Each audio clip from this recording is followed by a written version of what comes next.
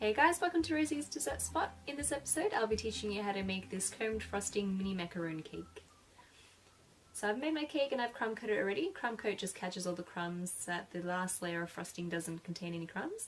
And I'm just putting a healthy layer of frosting around the outside and scraping away any excess and to also smooth it off. Smoothing off the top of my bench scraper as well, and then using this really cool combing tool and the smaller teeth, I'm going to line it up parallel with the cake, put a bit of pressure and slowly rotate the cake, making sure not to move that comb because you want it to be completely straight. Make sure it meets up. And there you go. Do the same with the other cake. Add a healthy layer of frosting on the outside with your spatula. And then remove all that excess frosting with your bench scraper and smooth it out with your bench scraper again. Level off the top and go in once more with that comb. Got a couple crumbs in this frosting, but that's okay. We're going to hide those. Got the mini macaroons here. I'm adding a little bit of ganache. I'll have the recipe for this in the description. I've already made the macaroons before. But these ones here you bake at 110 degrees for 10 minutes. That's the trick. And then I'm adding in my straws into the bottom tier, and that'll support the weight of my top tier cake. I'm just cutting it a little bit below the line that I just marked, so it's sitting a little bit underneath that buttercream. I'm taking my small tier and I'm releasing it from the bottom. That's a 4-inch cake board underneath that cake, by the way. And I center it. And this has been sitting in my freezer, so the frosting's really hard, so I'm able to touch it and it won't mess up our design. Next I have some white chocolate buttons.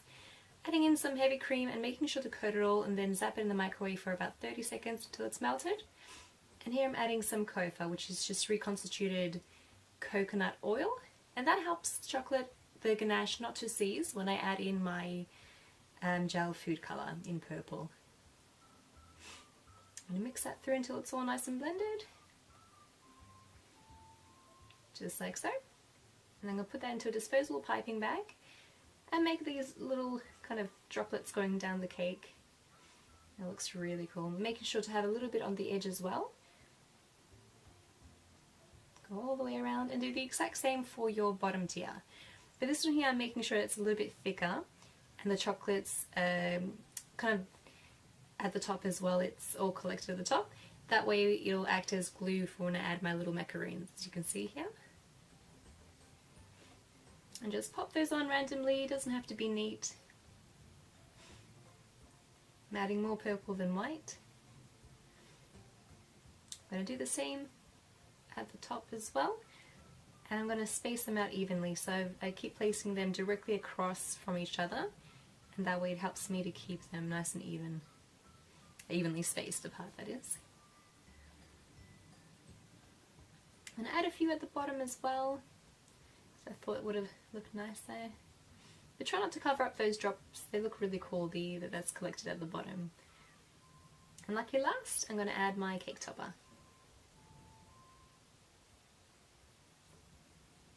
I decorate a cake using mini macaroons and a frosting comb. I hope you guys enjoyed this video tutorial. If you like, you can subscribe to my channel. I upload a new video every Tuesday and Saturday. Thanks again for tuning in, and I will see you next time.